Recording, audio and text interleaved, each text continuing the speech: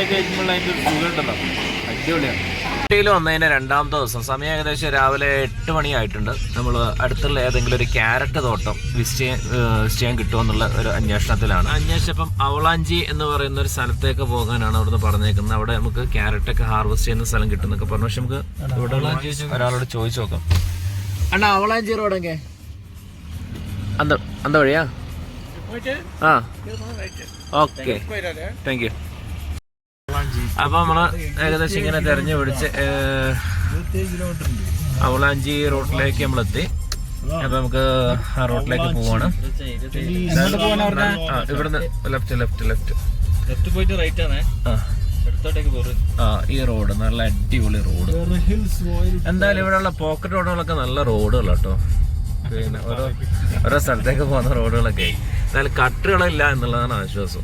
Road സൈഡിലൊക്കെ നമുക്ക് ഒരുപാട് ക്യാരറ്റ് തോട്ടങ്ങളും അല്ലെങ്കിൽ മറ്റ് പച്ചക്കറി തോട്ടങ്ങളൊക്കെ കാണാം. പക്ഷേ അത് നമുക്ക് ക്യാരറ്റ് പറിക്കുന്നതും അതിൻ്റെ ബാക്കി പ്രോസസ്സും കാര്യങ്ങളൊക്കെ കാണാൻ വേണ്ടിയിട്ടാണ് നമ്മൾ അതിൻ്റെ ഹാർവെസ്റ്റിംഗ് ഏരിയയിലേക്ക് തന്നെ നമ്മൾ പോകുന്നത്.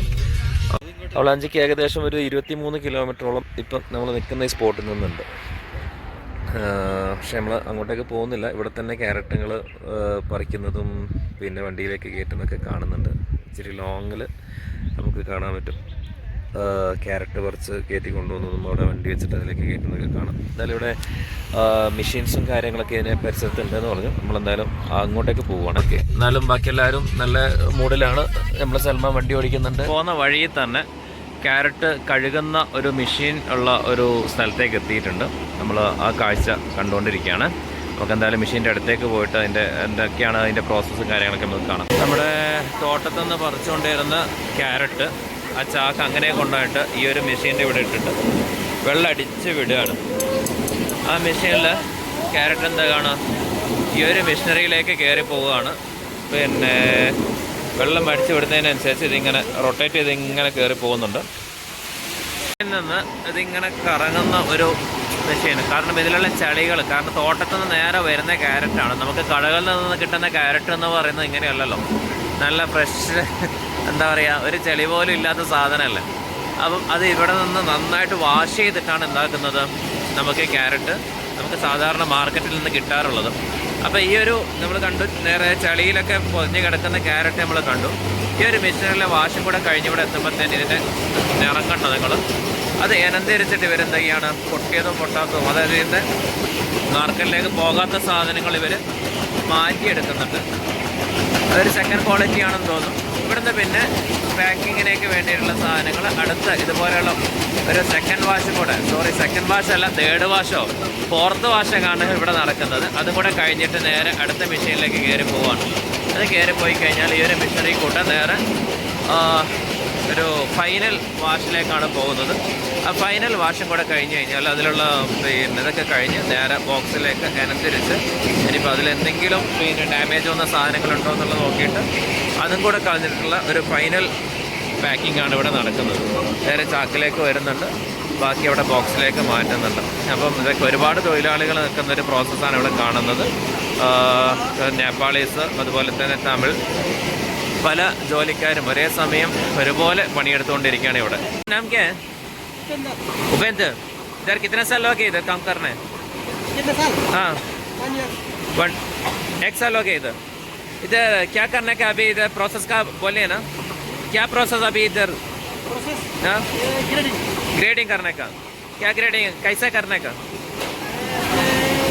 दाल में लेके है ना. हाँ, पूरी राशि अलग-अलग करना पड़ेगा. ओके, ये छोटा वाला इधर है ना, बॉक्स में बड़ा वाला है.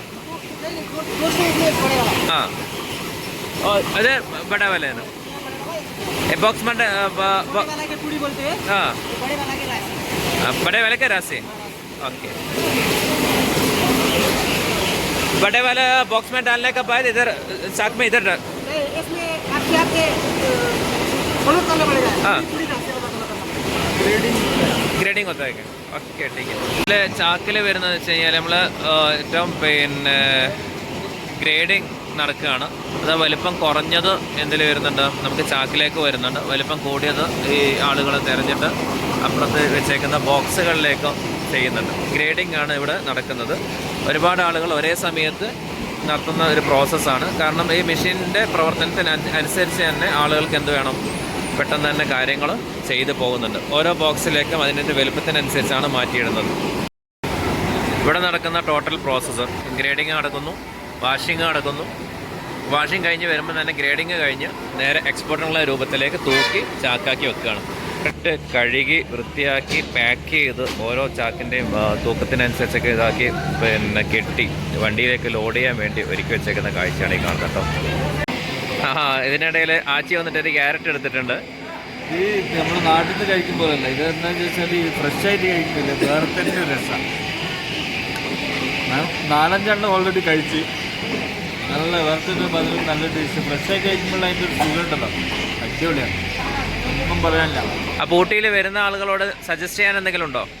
ഇതന്നെ നേരെ ഇങ്ങോട്ട് ഈ സ്ഥലത്തിൽ പറഞ്ഞപ്പോൾ വരുന്ന ആൾക്കാർ ഇങ്ങനെ ഓരോരു പാർക്ക് കാര്യങ്ങൾ അതൊക്കെ കാണുന്നത് വിട്ടിട്ട് ഇങ്ങനത്തെ ഏരിയയിലൊക്കെ ഒന്ന് വന്നിട്ട് കവർ ചെയ്ത് ഈ ക്യാരറ്റ് ക്ലീൻ ആക്കുന്നതും പാക്ക് ചെയ്യുന്നതും കാര്യങ്ങളൊക്കെ കണ്ട് ഇവിടെ നിന്ന് എടുത്ത് കഴിച്ച് ഫ്രഷായിട്ട് കഴിക്കുമ്പോഴുള്ള ഈ ഒരു അനുഭൂതി, ഈ ഒരു സുഖത്തിൽ കിട്ടിയിട്ട് വേണം മടങ്ങാൻ.